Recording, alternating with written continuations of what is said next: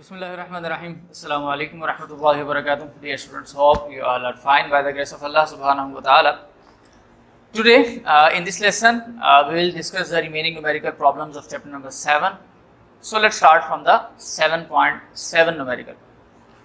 A uniform rectangular block of wood 20 cm into 7.5 cm into 7.5 cm and of mass 1000 gram stands on a horizontal surface with its longest edge vertical. Find the pressure exerted by the block on the surface, density of the wood. In this numerical, we have to find out the two basic things. The number one is density and the second one is pressure. लेकिन इस question को solve करने से पहले student इसकी logic understand कर लीजिएगा. For example, आपके पास एक वुडन बार है, रेक्टेंगुलर वुडन बार. रेक्टेंगुलर वुडन बार के अंदर अगर आप देखें तो ये साइड उसकी रेक्टेंगुलर है, लेकिन स्टूडेंट उसकी ये वाली जो साइड है और ये वाली जो साइड है ये स्क्वायर साइड है. अच्छा, अब हमने इसको एक सिंपल सरफेस पर इस तरह से वर्टिकल एज के ऊपर जो है वो खड़ा कर दिया है.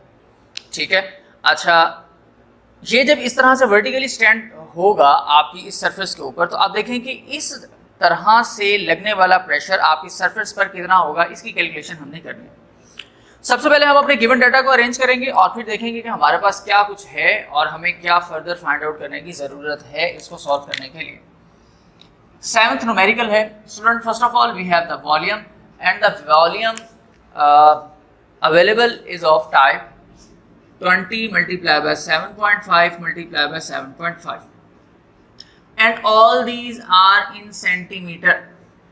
So it means that this is not the standard unit for it. We have to convert it into the meter.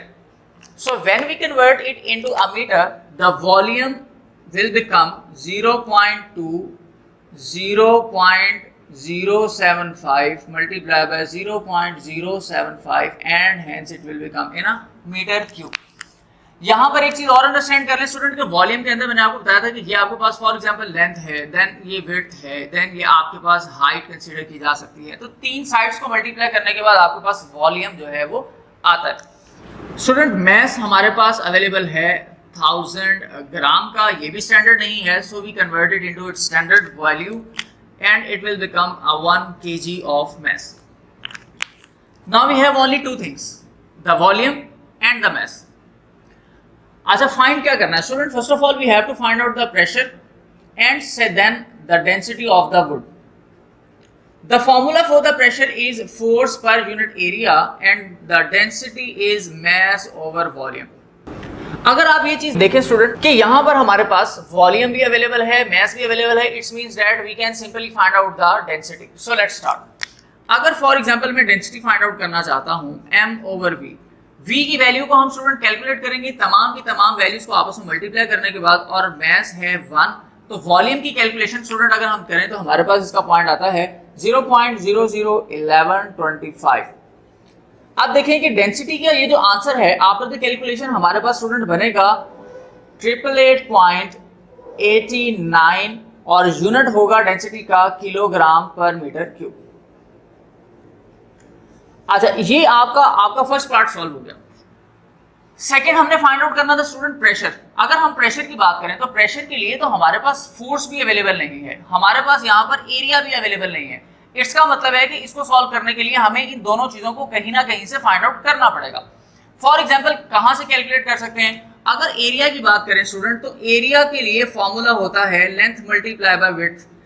Length multiply by width या विड्थ मल्टीप्लाई बाय हाइट हमें अंडरस्टैंड होती है और हम इसको फाइंड आउट कर सकते हैं. अच्छा, हमें यहां से तीनों में से कौन सी दो वैल्यूज को सिलेक्ट करना है ये चीज अंडरस्टैंड कीजिएगा. इसकी शेप के अकॉर्डिंग अगर आप देखें स्टूडेंट तो हमने कहा था कि एक वुडन बार है जो रेक्टेंगुलर शेप का है.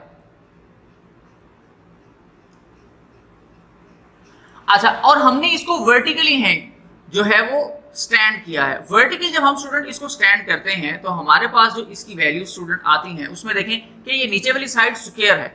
स्क्वायर होने की मतलब ये है कि दोनों साइड आपस में इक्वल होंगी, सिर्फ ये वाली साइड जो है ये लेंथी होगी. तो सबसे लेंथी साइड हमारे पास ये बनेगी 0.2 और ये वाली जो साइड है ये होंगी 0.075. इसी तरह ये भी 0.075.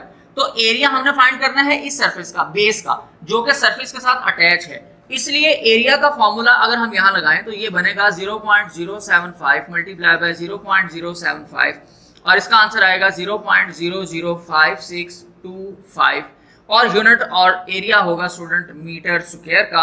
अब ये आपके पास एक चीज तो आ गई। Second thing we have to find is the force. Student अगर हम फोर्स की बात करें तो जब भी किसी ऑब्जेक्ट को यहाँ पर वर्टिकली जो है वो अगर आप स्टैंड करवाएंगे रखेंगे तो कोई ना कोई फोर्स इस पर लगेगी। कौन सी फोर्स? ग्रेविटेशनल फोर्स लगेगी।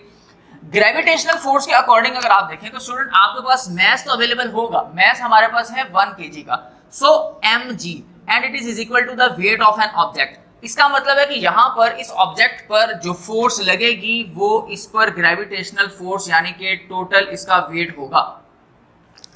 अच्छा अब देखिए कि अगर मैं 1 को मल्टीप्लाई करवाऊं 10 से तो मेरे पास आंसर आता है 10 न्यूटन। इसका मतलब कि मेरे पास फोर्स कितनी होगी स्टूडेंट? 10 न्यूटन की। 10 न्यूटन की फोर्स की मदद से स्टूडेंट अगर मैं यहाँ नीचे ही एक कैलकुलेशन कर लूं प्रेशर की, pressure is equal to force per unit area और फोर्स का यूनिट फोर्स हमारे पास आई स्टूडेंट 10 न्यूटन और एरिया आया 0.00565। अब स्टूडेंट मैं अगर इसकी कैलकुलेशन कर देता हूं प्रेशर की तो हमारे पास इसका जो फाइनल आंसर मिलता है वो होता है student 1778 and unit pascal and this is the answer. Pascal की जगह पे आप चाहें तो न्यूटन पर मीटर स्क्वायर भी मेंशन कर सकते हैं। तो ये स्टूडेंट आपके पास आपका सेकंड आंसर होगा। तो ये आपके पास आपका न्यूमेरिकल था।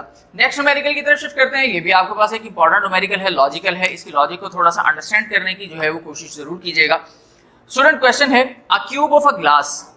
ग्लास का एक क्यूब है। क्यूब का मतलब है 3 डायमेंशनल ऑब्जेक्ट जिसकी तीनों साइड्स इक्वल होंगी।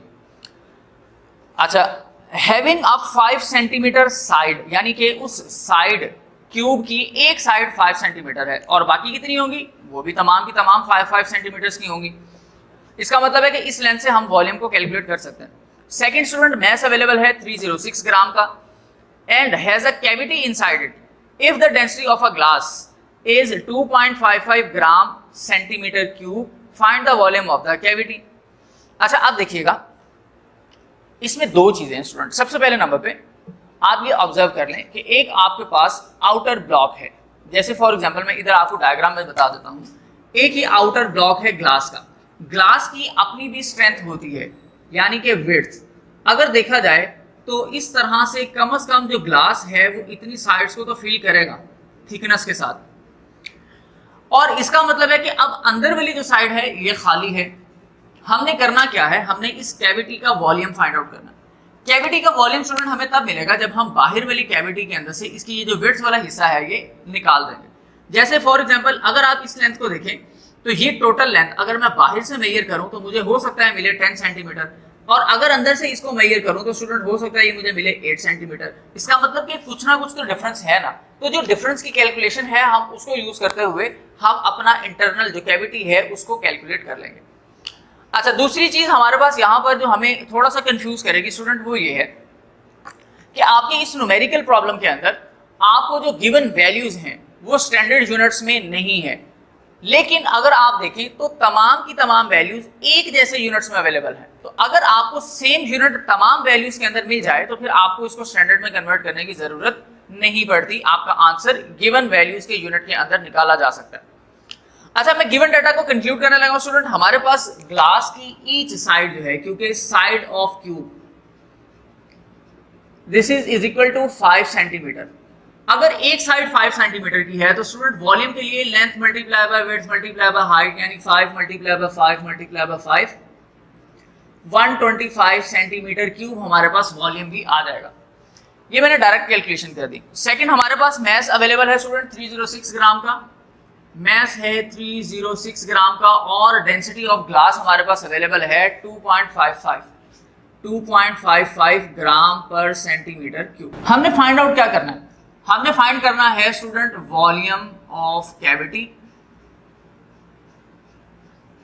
वॉल्यूम ऑफ कैविटी के बारे में अगर हम देखें तो इसके लिए फॉर्मूला हमें कौन सा यूज करना पड़ेगा? स्टूडेंट नॉर्मल फॉर्मूला तो डेंसिटी का है हमारे पास मैस ओवर वॉल्यूम, लेकिन यहां पर हमें दो चीजें कैलकुलेट करनी पड़ेंगी। अच्छा स्टूडेंट ये देख लीजिएगा एक चीज, अगर हमारे पास क्यूब था और उस क्यूब का जो नॉर्मल वॉल्यूम साइड के अकॉर्डिंग, यानी कि बाहर वाली साइड 5 की थी, ये भी 5 की थी, ये भी 5 की थी, और जो डायमेंशन के अंदर ये बनती, इसकी वाली लेंथ भी हमारे पास उसने हमें बता दिया कि ये भी 5 का है।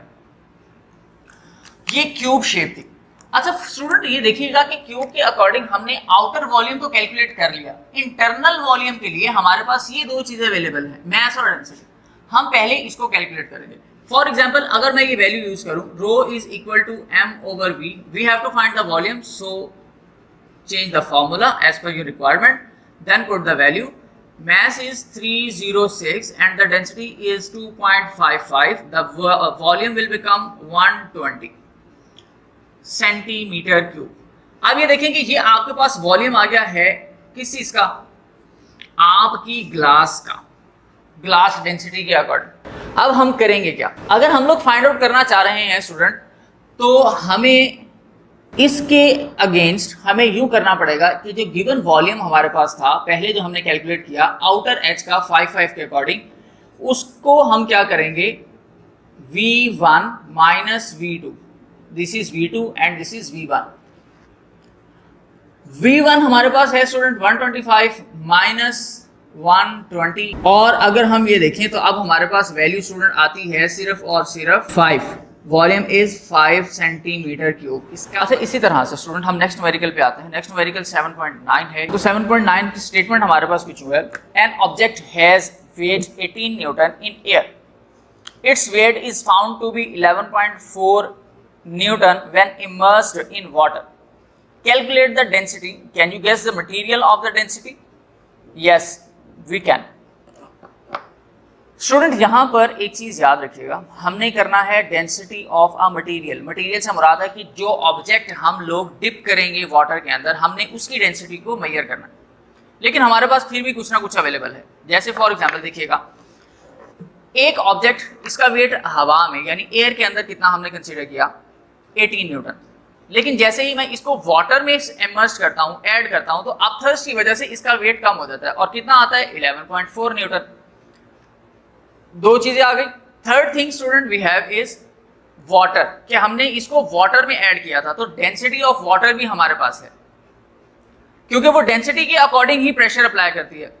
अच्छा इसी तरह अब जो फोर्थ थिंग थी हमारे पास, वो हमने कैलकुलेट करनी, वो क्या है, इसी मटेरियल की डेंसिटी। तो कैलकुलेशन की तरफ स्टूडेंट हम लोग यहां पर आते हैं।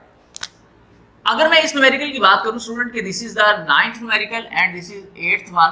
9th न्यूमेरिकल के अंदर स्टूडेंट हमारे पास सबसे पहले नंबर पे वेट इन एयर है 18 न्यूटन का, और इसी तरह वेट इन वाटर स्टूडेंट हमारे पास है 11.4 न्यूटन का।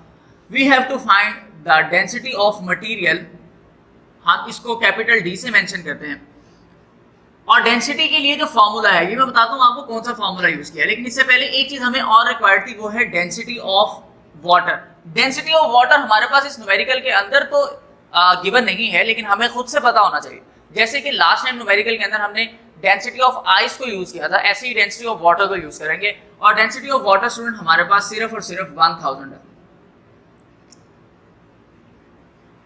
अच्छा अब फॉर्मूला कौन सा यूज होगा स्टूडेंट, एक कंपैरेटिव फार्मूला हम लोगों ने कैलकुलेट किया था, जिसके अंदर हमने डेंसिटी ऑफ ऑब्जेक्ट और डेंसिटी ऑफ मटेरियल के लिए हम लोगों ने ये देखा था कि अगर हम किसी भी ऑब्जेक्ट को एयर में देखें तो उसका वॉल्यूम, उसकी डेंसिटी, उसका वेट कुछ और होगा और वाटर में जाकर चेंज हो जाएगा। तो ये आप लोगों ने अपनी बुक के अंदर इसको रीड आउट किया था। वो फॉर्मूला स्टूडेंट हमारे पास कुछ नहीं था, D is equal to W1 over W1 minus W2 and multiplied by rho. अच्छा अब देखिए कि हमने इसी फॉर्मूला के अंदर सिर्फ और सिर्फ अपनी वैल्यूज को सब्स्टिट्यूट कर देना। जैसे ही मैं फॉर एग्जांपल अपनी वैल्यूज को सब्स्टिट्यूट करता हूं, W1 की वैल्यू है student 18 minus 11.4 and multiply it bye और 1000। अगर देखा जाए स्टूडेंट तो 18 ओवर 18 माइनस 11.4 अगर करें तो आपके पास वैल्यू आ रही है 6.6 and then multiply it by 1000। और student after the complete calculation, जैसे ही आप इसको सॉल्व आउट करते हैं आपको आंसर मिलता है 2727 का। पहला काम तो ये कि हमें डेंसिटी का पता चल गया। डेंसिटी किस चीज की है, ये डेंसिटी होगी हमारे उस ऑब्जेक्ट की जिसको हम एयर में या वाटर में डिप करके ऑब्जर्व कर रहे हैं। अच्छा, दूसरी बात ये कि अगर हम डेंसिटी के अकॉर्डिंग देखें तो जैसे फिर हमने कहा था कि हमने वो चार्ट में से कुछ स्पेसिफिक डेंसिटीज ऑफ ऑब्जेक्ट्स को याद करना है, जैसे आइस को, वाटर को, कॉपर को, गोल्ड को, एल्यूमिनियम को, ग्लास को, मैंने आपको मार्क भी करवाई थी। उसी टेबल में अगर हम देखें कि ये वाली डेंसिटी किस ऑब्जेक्ट की है तो स्टूडेंट हमें वहां से पता चलता है कि ये ऑब्जेक्ट जो है वो एल्यूमिनियम है। तो ये चीजें आपको स्टूडेंट तब पता चल सकती हैं जब आपने अपने डेंसिटी वाले टेबल को अच्छे तरीके से याद किया होगा।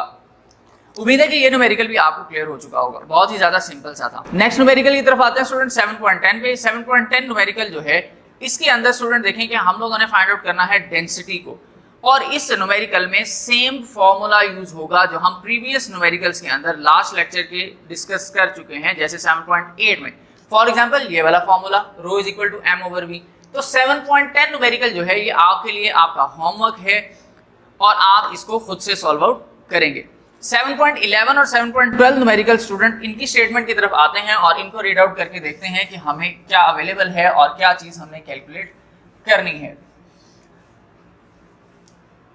अगर स्टेटमेंट की तरफ आऊं स्टूडेंट तो स्टेटमेंट में हमारे पास जो 7.11 न्यूमेरिकल है, स्टेटमेंट कुछ यूं है, the diameter of the piston, diameter of the piston.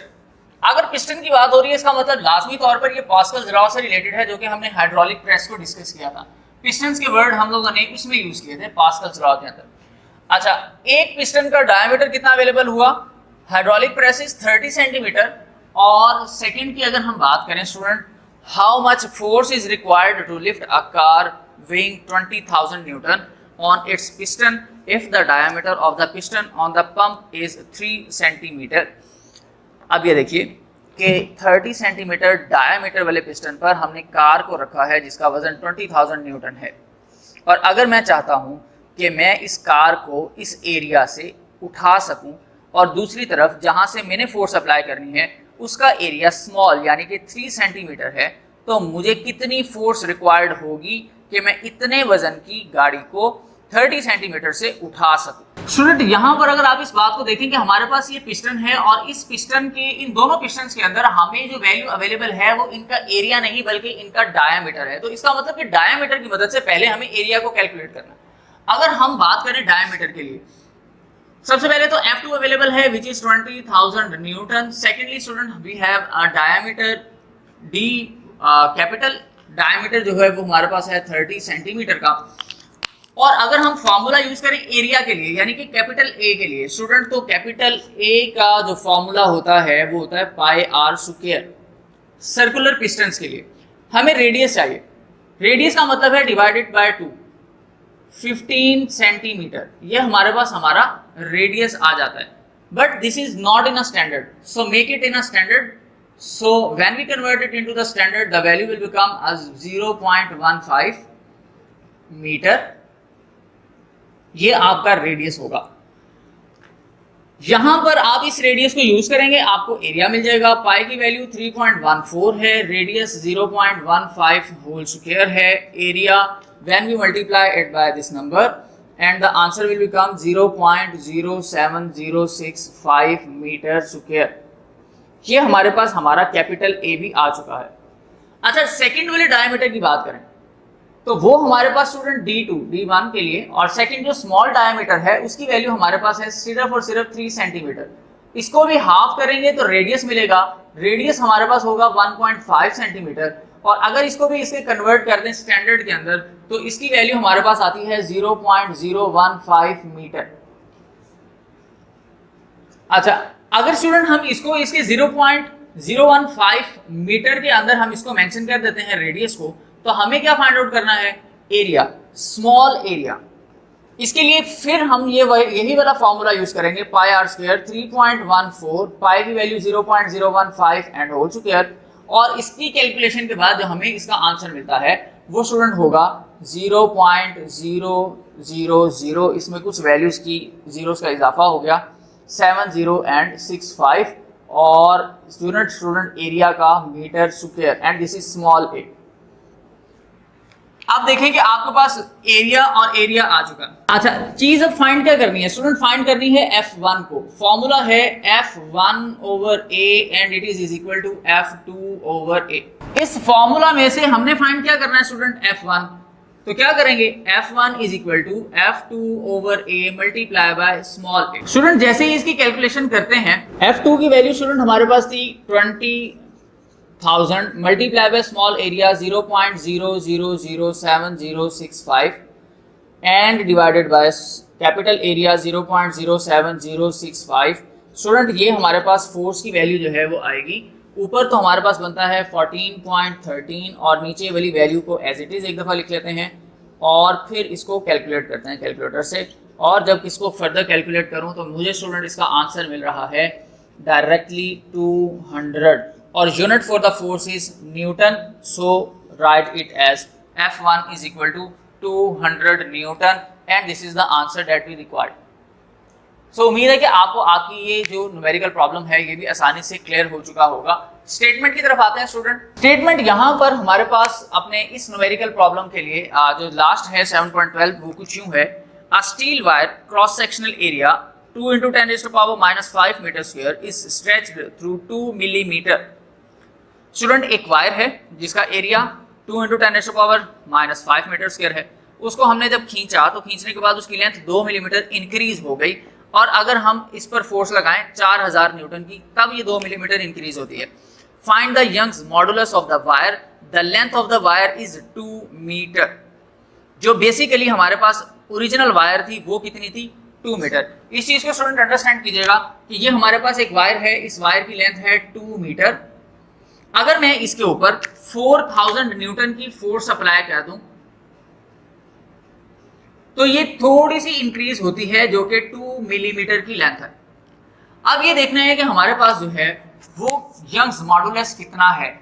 12 numerical है और लास्ट इस 12 न्यूमेरिकल के अंदर जो चीजें अवेलेबल थी, सबसे पहले नंबर पे फोर्स विच इज 4000 न्यूटन और यहां पर हम लिखेंगे ओरिजिनल लेंथ L0 और दिस इज 2 मीटर और चेंज ऑफ लेंथ हमारे पास स्टूडेंट आया है 2 मिलीमीटर का। और यहाँ पर स्टूडेंट हमने फाइंड आउट करना है यंग्स मॉडुलस को। एरिया भी यहाँ पर हमारे पास अवेलेबल है, एरिया की वैल्यू है 2 × 10⁻⁵ metre square. Formula student Young's modulus student ये है F × L0/A × डेल्टा L। अब सॉल्यूशन के लिए हम सिंपल इस फॉर्मूले के अंदर वैल्यूज को पुट कर देंगे तो हमारे पास आंसर आ जाएगा। 2 मिलीमीटर को भी कन्वर्ट कर लें मीटर के अंदर। 2 मिलीमीटर को स्टूडेंट जब आप मीटर में कन्वर्ट करना चाहते हैं तो आपको डिवाइड कराना पड़ेगा 1000 से। 1000 से डिवाइड करवाने के बाद इसका आंसर आपके पास आएगा 0.002 और मीटर डेल्टा L। अब इस वैल्यू को आप स्टूडेंट इस फॉर्मूला में यूज करेंगे।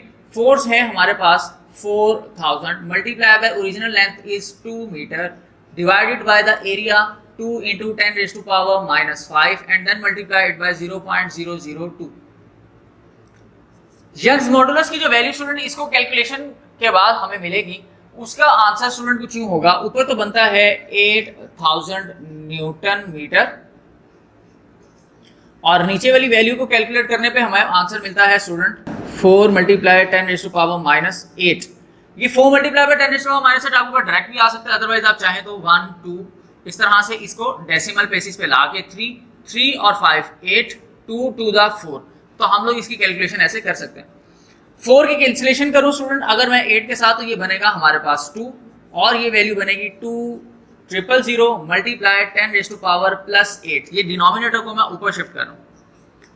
यहाँ पर स्टूडेंट 3 zeros हमारे पास और हैं 2 × 10⁻³ मल्टीप्लाई 10⁻8। इनको कंबाइन कर दें student y is equal to 2 multiply 10⁻11 और यंग्स मॉडुलस के लिए स्टूडेंट हमारे पास जो यूनिट बचा है यहाँ पर वो होता है न्यूटन पर मीटर स्क्वायर का। So hence this is the answer for the last numerical. Student सिर्फ और सिर्फ न्यूमेरिकल प्रॉब्लम्स के अंदर बच्चों को जो बेसिक प्रॉब्लम है वो यही आती है कि आप लोग अपने गिवन डाटा को प्रॉपर अरेंज नहीं करते। अगर सिर्फ आप ऊपर गिवन डाटा को लिख लें और ये लिख लें कि फाइंड क्या करना है तो ऑटोमेटिकली उन लेटर्स को देखकर आपके जहन में आ जाएगा कि यार ऐसा कौन सा फॉर्मूला आपने इस चैप्टर में डिस्कस किया था जिसमें इस तरह के लेटर्स यूज किए जा रहे हैं और उन्हीं लेटर्स के अकॉर्डिंग स्टूडेंट आप सिंपली डायरेक्ट फॉर्मूला लेंगे और फॉर्मूला में वैल्यूज पुट कर देंगे और जो सेकंड चीज हमें यहाँ पर रिक्वायर्ड होती है स्टूडेंट वो ये कि we just have to convert the all values into its standard units, तब हमारे पास हमारा आंसर बिल्कुल ही करेक्ट आ सकता है।